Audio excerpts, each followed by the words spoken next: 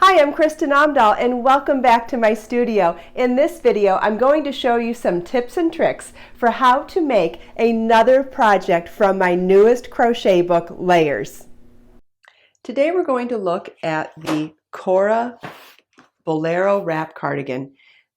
These motifs, once joined together, create a secondary pattern with corner joins, which adds a depth to the beauty of the finished fabric. The Cora is a beautiful and elegant layering piece with a figure-flattering wrap closure. The level of shaping can be easily adjusted with the ties. Beads or tassels can be added to the ties for extra flair. Follow the links in the video description to download the pattern or order an autographed copy of my newest crochet book, Layers, and get information on ordering the yarn and other materials we use in this project. Let's get started. This pattern uses square and triangle motifs. I'll show you what the charts look like. So there's a square version and then a triangle version of the same motif. And by combining the squares and triangles together, we get the shape that we're looking for to create the finished sweater.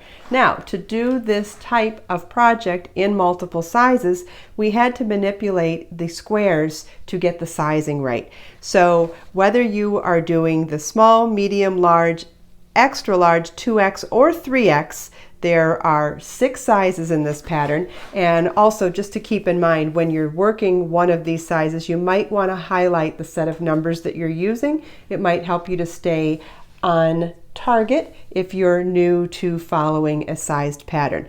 So back to what I was saying though. We have 3 different gauge sizes for the square motif. The 4-inch square is for sizes small and extra large using the smallest crochet hook.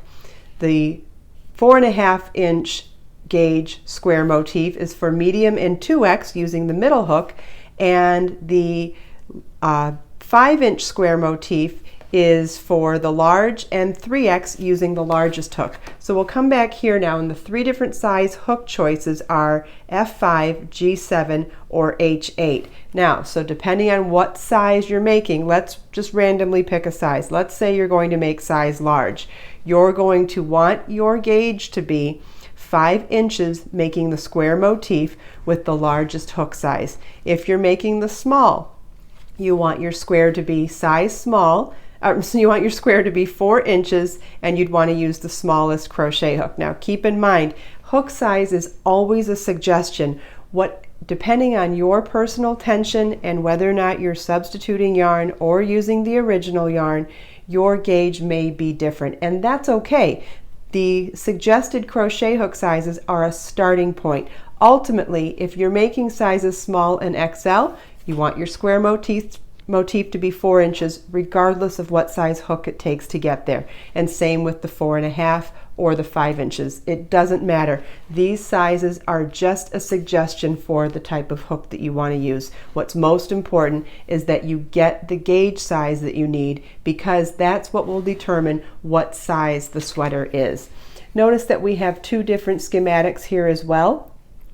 One is for the smaller sizes, and then the other one is for the larger sizes, because each one requires a different number of motifs, and the pattern will explain that as well.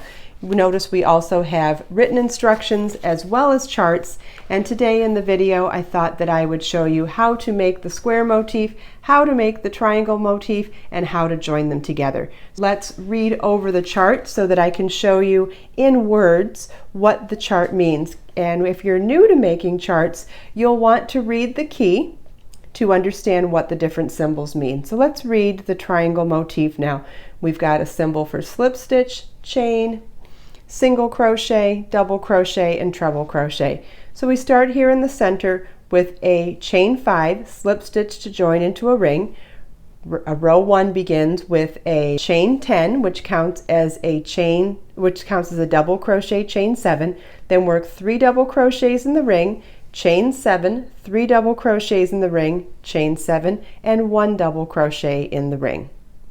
Row 2 begins with a chain 5, which counts as a double crochet chain 2, and work 3 double crochets in the chain 7 space. Chain 5, in the next chain 7 space, work 3 double crochets, chain 3, 3 double crochets, chain 5, and then in the last chain 7 space work 3 double crochets, chain 1, 1 double crochet. Row 3 begins with a chain 5, which counts the first 3 chains count as the double crochet, and then chain 2. Then in the chain 1 space we're going to work 3 double crochets, then 1 double crochet into each of the next 3 stitches.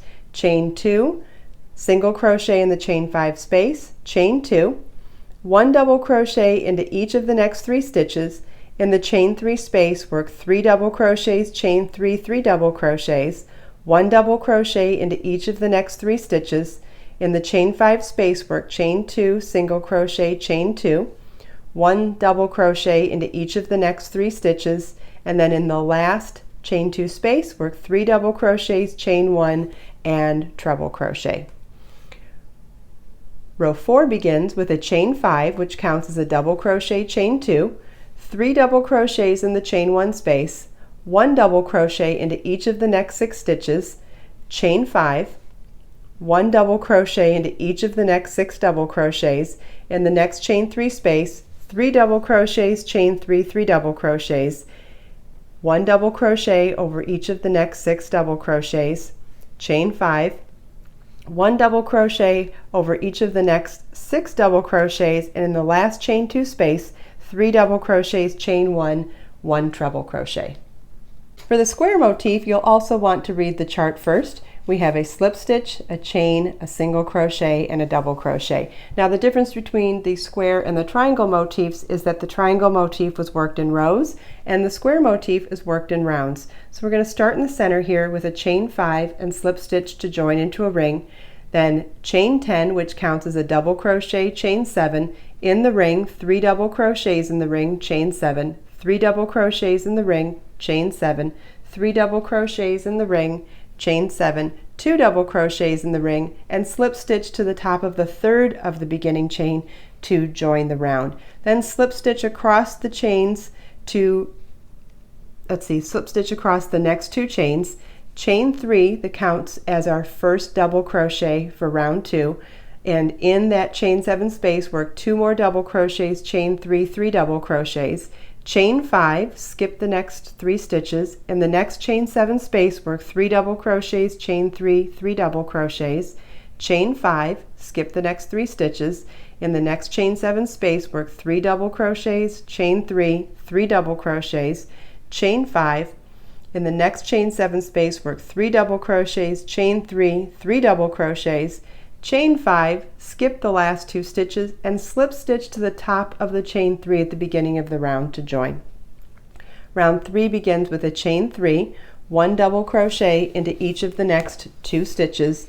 Then in the chain 3 corner work 3 double crochets, chain 3, 3 double crochets, 1 double crochet into each of the next 3 stitches, chain 2, single crochet in the chain 5 space, chain 2, 1 double crochet into each of the next 3 stitches. In the next chain 3 corner, 3 double crochets, chain 3, 3 double crochets, 1 double crochet into each of the next 3 stitches, chain 2, single crochet in the chain 5 space, chain 2, 1 double crochet into each of the next 3 double crochets.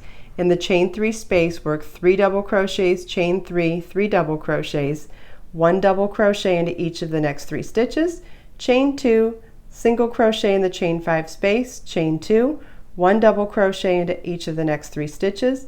In the chain 3 corner work 3 double crochets, chain 3, 3 double crochets, 1 double crochet each in the next 3 stitches, chain 2, single crochet in the chain 5 space, chain 2, and slip stitch to the top of the chain 3 at the beginning of the round to join. Now, if you're new to charts, how I'm saying this is exactly as how it is written in the written instructions, in the line-by-line instructions. So if you're new to reading patterns, it might be really helpful to pay attention to how I'm wording it, because when you look at the written instructions, then it will actually look the same as how I'm saying it. The only difference would be is that when there are repeats in here, it would be in parentheses and it would tell you how many times to do something. So like across one side, across the next side, you could repeat this for that side as well. So let's do the final round now. We have a chain 3 that counts as a double crochet, 1 double crochet into each of the next 5 stitches. In the next corner we'll work 3 double crochets, chain 3, 3 double crochets, 1 double crochet into each of the next 6 stitches, chain 5, 1 double crochet into each of the next 6 double crochets. In the next chain 3 corner, work 3 double crochets, chain 3, 3 double crochets, and as you'll see, this is repeated all the way around. And then at the end of our last chain 5, we slip stitch to the top of the chain 3 at the beginning of the round to join. Now, that's how you do each of these motifs if you're not joining it to another motif. If you are joining them to another motif, you'll pay attention to this chart here or follow along in the written instructions as well. But there are several places that we join the motifs. So on that last final round, we'll be replacing the chain 3 corners with a chain 3 join, which is chain 1, slip stitch, and chain 1. Then we'll be slip stitching to the adjacent motif between or on the 5th stitch of the 9 stitches in that section. Then in the chain 5 space, we'll be replacing that with a chain 5 join, which is chain 2, slip stitch, chain 2. Then again, repeating what we did over these 9 stitches here, slip stitching in the center, and then repeating what we did in the first corner. We'll do that in the second corner here as well. Any one that gets joined is a chain 3 join, which is chain 1, slip stitch, chain 1 instead of the chain 3. On motifs that you join on one side, obviously would be corner to corner. On motifs that you join on 2 sides, it would be corner to corner to corner. And the same thing applies to the triangle motifs. I hope you enjoyed this video. If you have any questions for me, please leave them for me in the comments. And remember, there's links to everything about this project in the video description. Where to download the pattern, how to order an autographed copy of the book, how to get the yarn, and also entire links of playlists for all of the videos from Layers, as well as links to all of my other videos here on YouTube. Let us make time to create, share, and inspire today and every day. I'll see you in the next video.